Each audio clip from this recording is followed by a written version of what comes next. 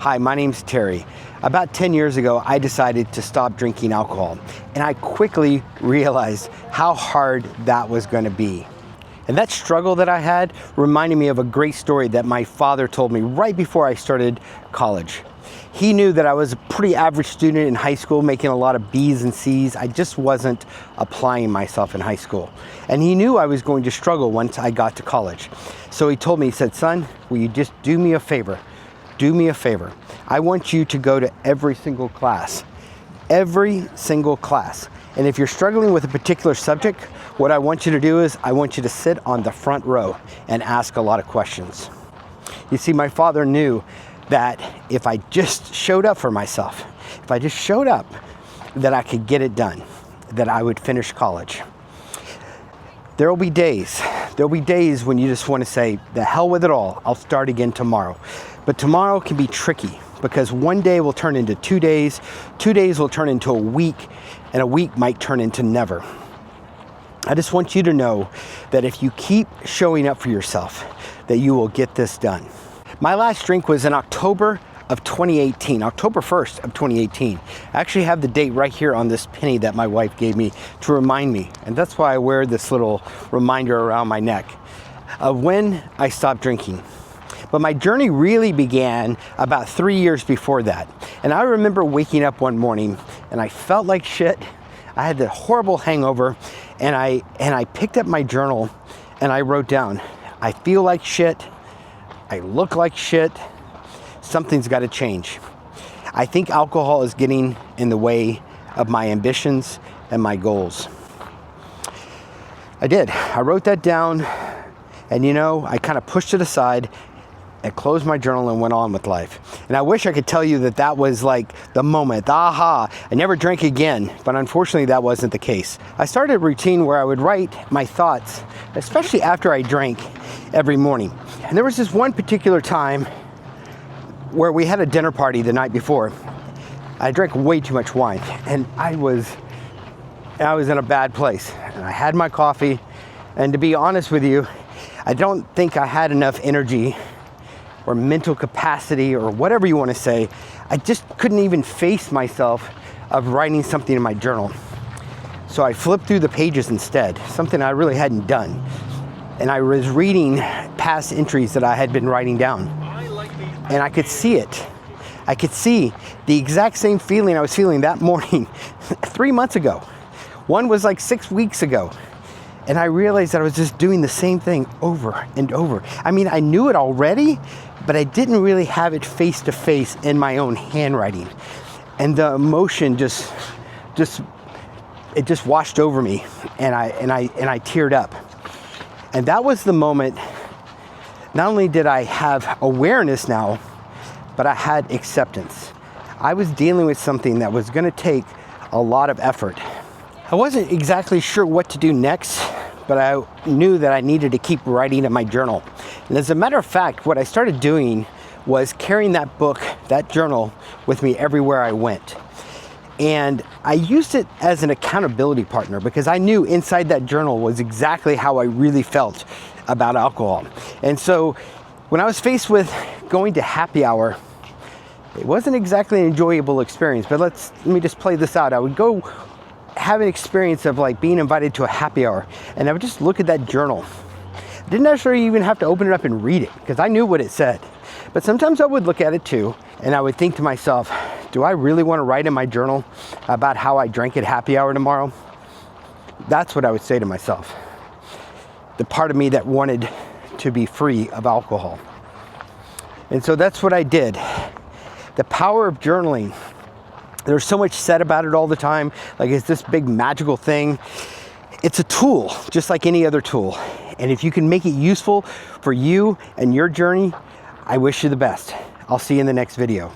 In this next video, I want to talk about doing an activity, something that I call just sitting by yourself.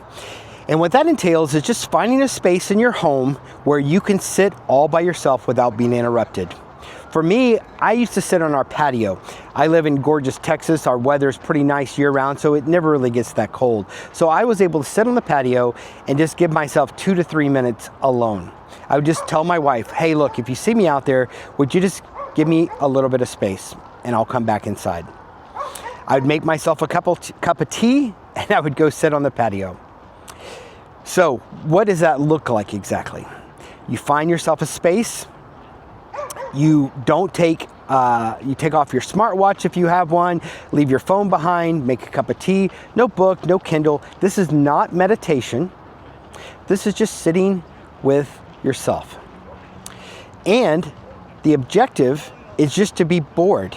As silly as that sounds, I want you to feel bored. And you'll know you're doing it right when you have thoughts that come in your mind. Oh, I need to answer that email. Oh, my wife asked me to get something out of the garage. And look at today. Today is in Austin is just, there's not a cloud in the sky, not a single cloud in the sky. And what I want you to do is think about your mind like this beautiful blue sky behind me. And when a thought comes in your mind like, oh, I should clean the kitchen. Nope, that's like a cloud just floating by. And just give it a little push it away. Oh, I should answer that email. I really need to get on that work project. Nope, take that little cloud, push it away. Just distance yourself from those thoughts and sit there and be bored and push them out of your mind. In this video, I want to talk about walking, the simple act of walking out your front door and getting it done. Anytime I was experiencing doubt, concern, maybe a craving, just being in a place I didn't really want to be in, I would walk out the front door and I'd go for a walk. That led to me exploring other trails, coming here to downtown Austin and walking and enjoying it almost like a hobby. You see, when we do harder things like exercise, walking, cleaning the kitchen, writing by hand, those things require effort and they lead to something called a sense of contentment. Contentment is the feeling saying to yourself, wow, that was awesome. Like enjoying a great sunset. This is awesome. I feel full. I don't need anything more. When we seek things that are pleasurable and we seek things that are pleasure-based first, like for me, opening up a pint of Ben & Jerry's, I want to eat the whole doggone thing. You know, or maybe drinking, where you say, I'm just going to have one drink, and next thing you know, you're finishing off the bottle of wine. When we seek pleasure, pleasure will lead us towards addiction. And pleasure says things like, wow, this is awesome. This ice cream is amazing. I want the whole container. I want all of it. And you just want more and more and more. So by journaling, by sitting by ourselves, by walking, maybe doing extra chores around the house with the time that you have, those things require effort and will lead us to a sense of contentment. And contentment will help quiet our mind and bring us to a place of peace. Up to this point, I have not really addressed drinking or not drinking. Rather, my focus was on learning some core skills to help you gain confidence, develop a little bit more understanding about your drinking habits through journaling, and building something called self-agency. And self-agency means that you have the power to influence your circumstances and the outcomes.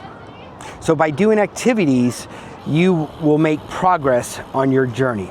Now there's a choice that you need to make. Do you stay here in section 1 and focus on the core skills and activities that we talked about and develop your routines and your habits? Or do you move to section 2? And in section 2, we're actually going to practice not drinking. Practice terms of sobriety. Not terms, but lengths of sobriety. 10 days, 30 days. Just to give you a little insight. There's no right or wrong answer. My opinion is always go with your gut. Trust your gut. You know what's the right thing to do for you. Welcome to section 2. In this section, we're going to use the skills that we learned in section 1 and build on them. And we're going to do something that I call practice sobriety. When I first decided to stop drinking and really take it seriously, I got pretty excited. Matter of fact, I was so excited I told like anybody and everybody who would listen. I would make these huge declarations. Never drinking again. I would go to parties and I would talk about it. I quickly learned that that wasn't probably the best idea. because I found myself at a wine party, and wine, red wine in particular, was a weakness of mine, or it was then, I should say. And some nice bottles of wine got opened, and I heard that little voice, just one glass. You can handle one glass.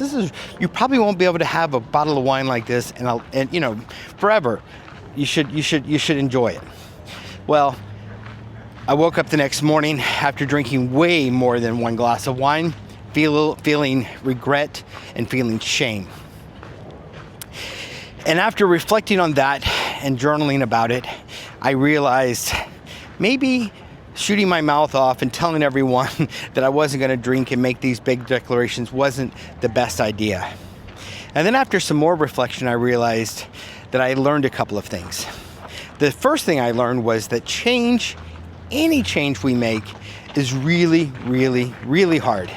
I added a lot of reallys in there because it's really hard. It takes a lot of effort and a lot of focus. And number two, I needed to set a goal. Having a nebulous, I'm just never drinking again, I wasn't ready for it. I wasn't ready, I wasn't prepared for the effort and the focus that I needed. And so I decided to set a goal. And I picked 10 days. And why did I pick 10 days? Well, my logic was the following.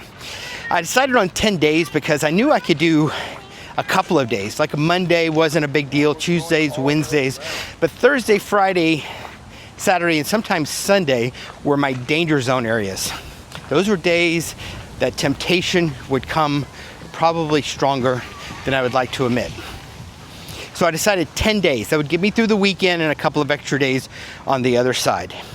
And I wrote it on an index card, and I put it in my pocket, and I wrote on that index card, I will not drink for the next 10 days. After those 10 days, I'll figure it out at that point. But for 10 days, I will not drink no matter what. It's almost like a rocket ship, if you can go with me on this analogy. Meaning that when a rocket first leaves orbit, it's standing still, and when it makes the decision to lift off, it's got to use all of this energy to get itself going and lift it off the ground and heading into space. And at some point, it feels like it's never going to leave the atmosphere. There's so much energy poured out, and it's struggling, and it's hard, and it just probably wants to give up if it was a rocket ship. But then at some point, as it breaks through the atmosphere, it starts to get a little easier, and a little easier, and a little easier. And that's what I learned about the journey of sobriety. It's not exactly straight line, it's not linear, and it takes as much focus as you can possibly imagine to get the ship moving. By far, the number one issue when I talk with people, help people, and in my own life that stops us from not drinking and living a life of sobriety is cravings. Cravings create a lot of fear and trepidation and makes us nervous. And so let's talk about how to deal with cravings. Cravings, I've learned and see them as a bully. A bully. That's exactly how I view them. So there's this movie, we're close to the Christmas season. It's called The Christmas Story. And in this movie, the kids have to walk back and forth to school every day. And there's a bully that waits for them to try to take their lunch money. His name is Farkas. Scott Farkas, Steve Farkas, I don't know, it's Farkas. It's just like a bully type name. When Farkas jumps out and scares the kid, "Rawr!" They run away. They run away. But one time, the kid tripped, and Farkas was standing over the front of him, and he confronted the bully and punched him back in the nose. And the bully ran away crying. So, if we take that into our real world experience, you have two options when it comes to cravings that are effective. Number one, we can distract ourselves. We can remove ourselves from the environment. We can pick up a book. We can start doing a chore. We can get in our car and drive somewhere that doesn't have alcohol. We can call someone. There's a lot of different things we can do to try to distract ourselves. But that is only going to work in the short term. That won't make the cravings actually go away. The only way to defeat the bully, the cravings, is much like with Farkas. You have to stand your ground. You have to stand your ground and let these cravings dissipate. Let them know that you're not going to give in. So how exactly do we confront our cravings to help them go away? Well, one of the techniques that I used was making myself a cup of tea. So if I was at home and generally a craving would come on, this would be my first strategy. And what did that look like? I would start the kettle. So that started some time, putting water in the kettle, and then I would go find my chair outside on the patio and I would sit and wait for the tea.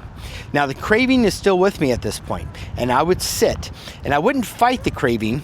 I wouldn't push it away. I wouldn't shove it down. I would just let those feelings come across me.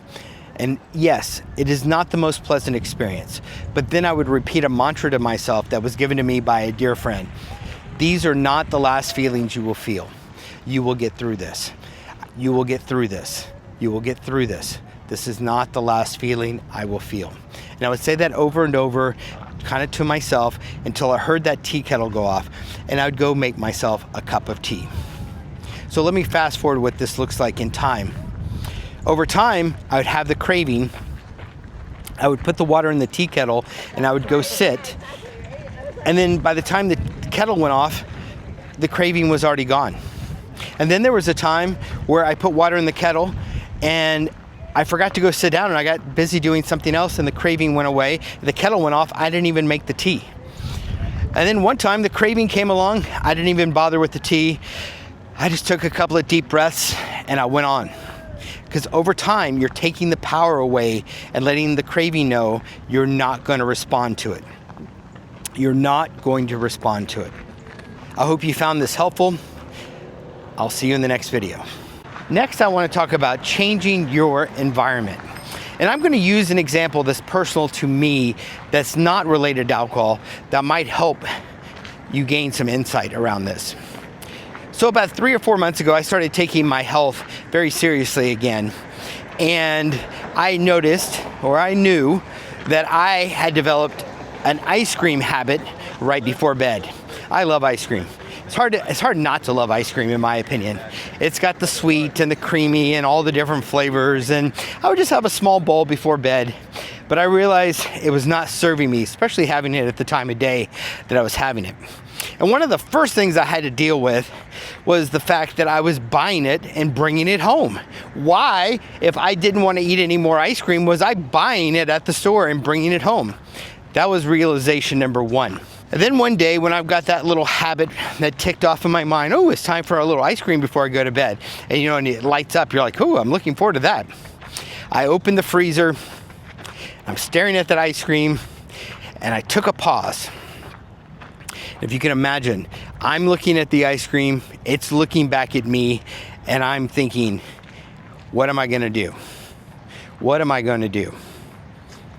So after what seemed like forever, I picked up that ice cream, walked to the trash can, and I threw it away. About a year ago, I was working with someone, and I asked her, hey, do you have any alcohol in the home? And she said, yep, I have about a 6-pack of beer that's kind of tucked away in the back of the fridge. And I said, have you thought about getting rid of it? And I could tell by the hesitation in her voice that she had, and she didn't really want to get rid of it. And I just mentioned casually, hey, if you ever decide to start drinking again, you can always go to the store and buy more. It's just a 6-pack. And so we left it in her court to decide. And about 4 days later, I get this text message with a video attached. She had put the beer into a plastic grocery bag, she put it on her driveway, and she took her truck and she drove over the beer, just smashing them all across the driveway. And it was a great feeling to watch that video. But the thing that I loved even more was hearing her voice in the background say, hell yeah, as she put it in reverse and backed over him again. And it's that confidence is what we're going for. Those little signals that you send to yourself by throwing away things that you know you shouldn't have in the house that are going to build that confidence for that next time you have to face your craving. I'll see you in the next video. The next thing I want to talk to you about is friends and friendship and how to handle friends. Friends can be so dicey. Meaning that some people you realize are just your drinking buddies, and if you don't drink with them, they're not really your friends, or they don't want to really hang out with you. And then there are other people that are in your life that go out of their way to invite, when they invite you to their home, to make sure there's something there for you to drink. And you know those are the people that want you to stick around, and you want to stick with them. But there was another strange element. I always had this feeling, and I'm not so sure why, that I just had hoped that one of my friends would just call me out of the blue and say, "Hey Terry, I know you're not drinking.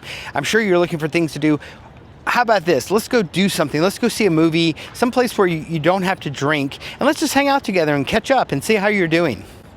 But unfortunately, those calls never came. They never came. And so maybe I was a little resentful at the time, maybe, probably. And there was always a thought that would creep into my mind during that time of my sobriety journey. And that was, oh, look at me, I'm not drinking. Those people over there are drinking. I'm doing something good and healthy and good for myself. And they're over there just drinking it up and having a good time. Like I said, maybe it was resentment,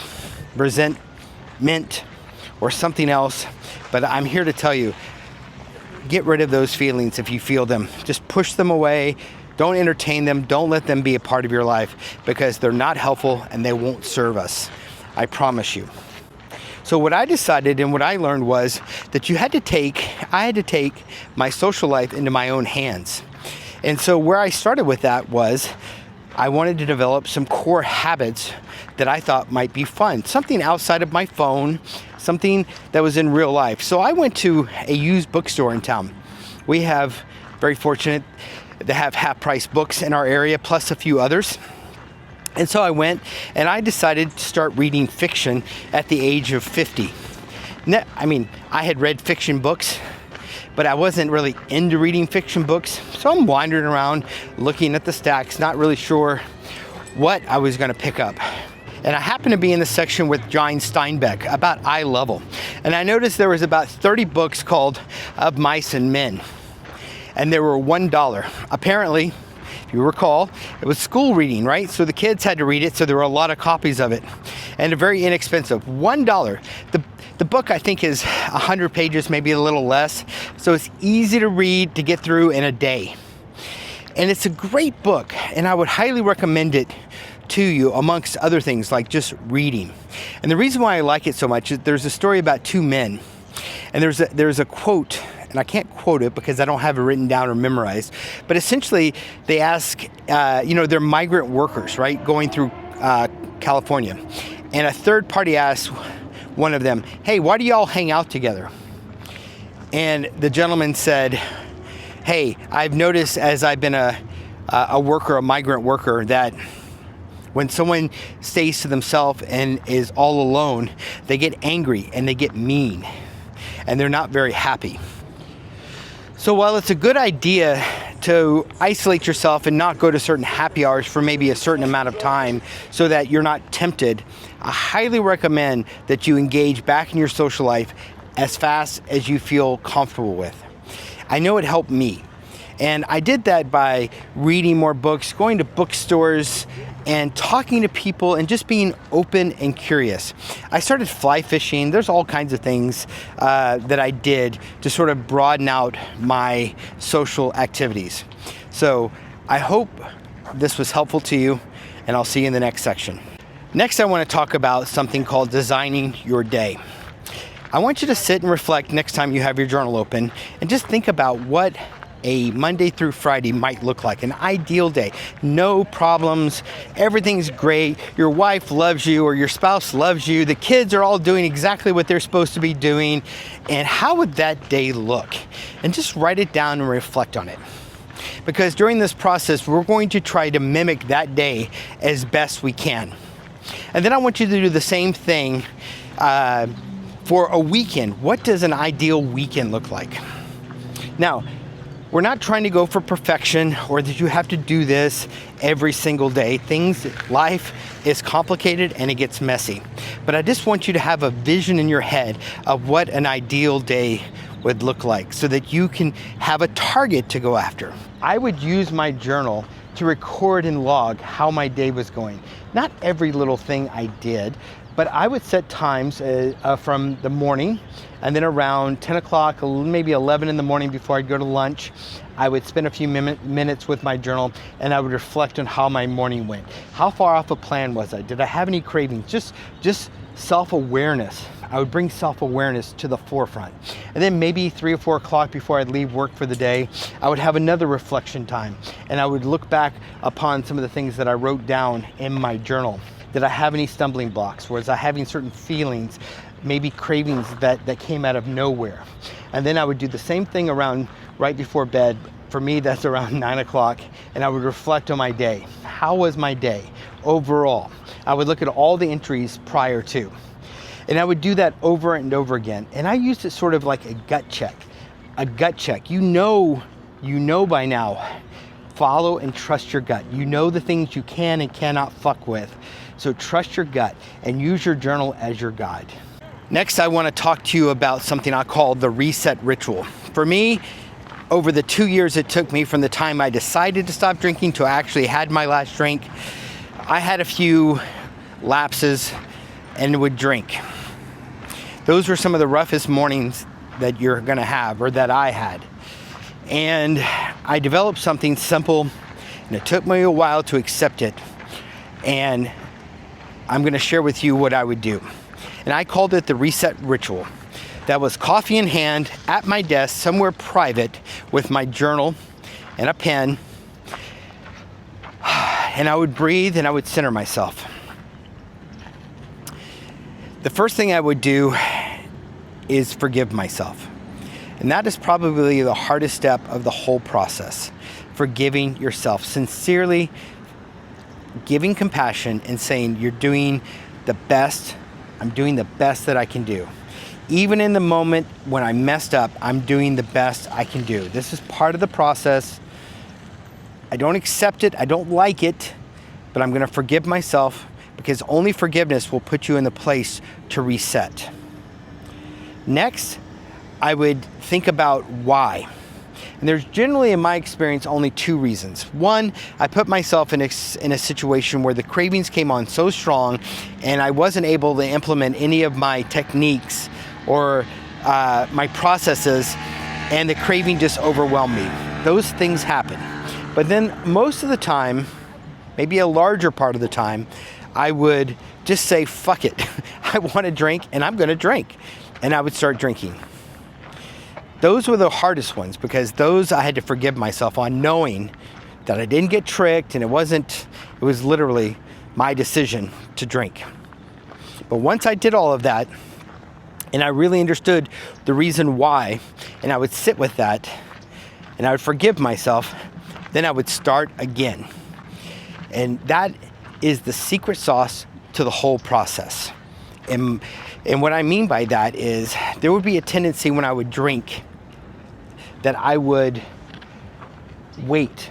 It was almost like, oh, well, I drank, I'll start again on Monday, and it's Thursday. And that would quietly give myself permission to drink all weekend. Not the best idea, although I've done that. The best idea is to say, I forgive myself, this is what I did, I'm gonna learn from it, and I start again right now.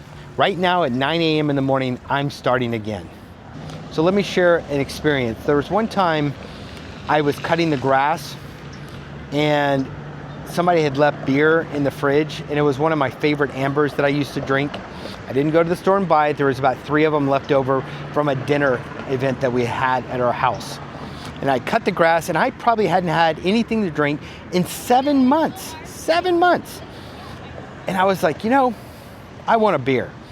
And whether, I can't really remember in the moment whether I thought I deserved it or I just wanted one. It wasn't even like a craving. It was just like a mental, like, I'm gonna do this thing to kind of show that my drinking is not a big deal. And I remember opening that beer and I took a sip, maybe 2 sips, and I thought to myself, is this really what I want? And I remember really thinking to myself, whatever it is I was looking for is not in this beer. It is not in this bottle. And I poured that beer out and I started again. So my message to you is the fastest possible way that you could just start again if you have any type of slip up. You forgive yourself and you start again. You forgive yourself and you start again. That is the most important part of the process. I hope this helps you, and I'll see you in the next section. Welcome to section 3. I'm so glad you've made it this far and that you're still with me, because this is the section where we break free from the cycle of our addiction and we set ourselves free. There's a point in the movie, The Matrix. It's an older movie, but it's a classic film about taking the hero's journey. And Neo, the lead character, is presented with two options, a red pill and a blue pill. You probably have heard this even if you've never seen the movie. And the blue pill is he's going to stay exactly where he is, trapped in the world that he now knows that's there, or the red pill, and he's going to be awoken and he's going to go on the adventure of his life and break free from the things that he's been a part of. It's a powerful moment in the movie. And he chooses the red pill. He chooses to awaken and follow that path. Now, does that mean that he's perfect and he can fight and he can do all the things and win at that moment in time? Absolutely not. But he made the decision. He made the decision and made the choice. It's called crossing the threshold. And we're at the point in our journey now where we need to make the decision. I'm never going to drink again. I know what alcohol does to me. I know that it's not serving me, and I want to leave it behind with 100% certainty. And once you cross that threshold, there's no going back. Does that mean that you'll never, that you won't drink again, that was your last drink? That's our hope. But if it doesn't turn out that way, we rely upon the reset ritual, we get started again, and we keep going. We never cross back over the threshold of being in all of the doubt that we were prior to. We now have the skills and the practice to continue our journey. What we need to do when you have a moment with your journal is to sit and write in your journal, I will never drink again. I'm 100% certain I'm going to get this done. And then sign your name. I wish you the best, and let's keep it going. As we're nearing the end of our time together, I want to share with you the experience that I had taking my last drink, my sobriety day, the one that I keep on this penny right here as a reminder. The year was 2018, and I had not had a thing to drink all year. And my wife and I planned a weekend getaway to a little town called Wimberley, Texas. It's about an hour outside of Austin. It's a little artist community. It's a lot of fun. And so I had a reservation at one of the nicer restaurants in town, and we got dressed up, and it was a lovely evening. And we were sitting there, and the waiter came to the table to take our drinks, take our drink order. And I don't know what came over me, but I said, I would love a glass of Cabernet. My wife gave me a little bit of an eyebrow raise, but she didn't say anything. And the wine came, and I took a sip of the wine. And I knew right then and there that I really, really didn't want to drink the wine. And I put the glass down, and my wife asked me if everything was okay. And I said to her,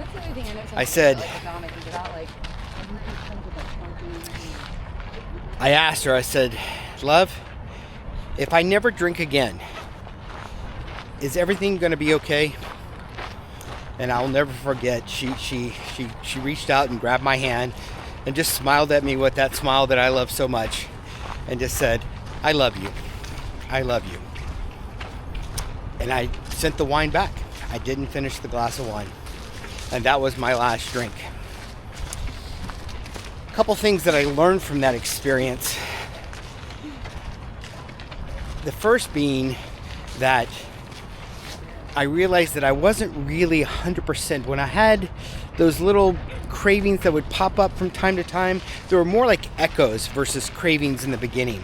But there was still that thing that was like, maybe I'm missing out or something. I wasn't sure how to articulate it in the moment, but as I reflect back after all of these years, there was a small part of me that was still holding out hope that that I could do it all, that I could moderate, that I could drink when I want to and not want, and still live a quote unquote sober life.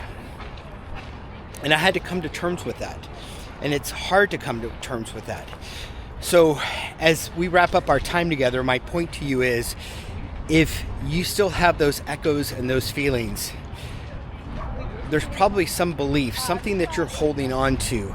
And instead of pushing it away, which is so easy to do at this stage because you have a pretty good handle of cravings and your emotions, but rather what I would do is sit with that and dig in and see what's underneath. See what's underneath that's driving that. And maybe you'll get to the place where you realize, this is what I need to let go of.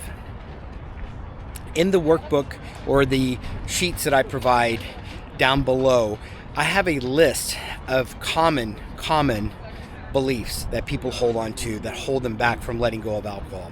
Maybe you can read through those and find something that resonates with you that you can journal about and find your own path. The last thing that I would add was my wife's response that I didn't think about in the moment, but that I thought about as time went on. And that is, she didn't really answer my question. She did and she didn't. She didn't answer my question with words, but just with love. And that's because no one can really answer that question other than me. And so as you're on this path, just remember, this is your path. This is your journey. You define the rules, the terms, and what matters. Some would say, for example, that me taking that last drink, that last sip of wine, and resetting my clock, right? So that's my sobriety date, after having 9 months of sobriety prior, was something they might not do. But I knew in my heart of hearts that I wasn't fully ready to be sober until I had that moment. So that's what I set the date at. And that's up to you. All of this is up to you. You are in the driver's seat. That is one of my guiding principles that I hope that you've learned from these videos in this course. Well, I've reached the end of the path and our time together, but that doesn't mean that your journey has to end. I hope you continue to use this course as reference material for your path and your journey. If you would like to join a community, I host the Walking Sober Club. It is a place for us to gather, to ask questions, to sit on the front row and participate. There's weekly calls with me as the host and others in the community answering questions and supporting one another. There's a link below in the description of this video if you're curious about that and want to learn more. I wish you the best. My name is Terry. Thank you so much for watching.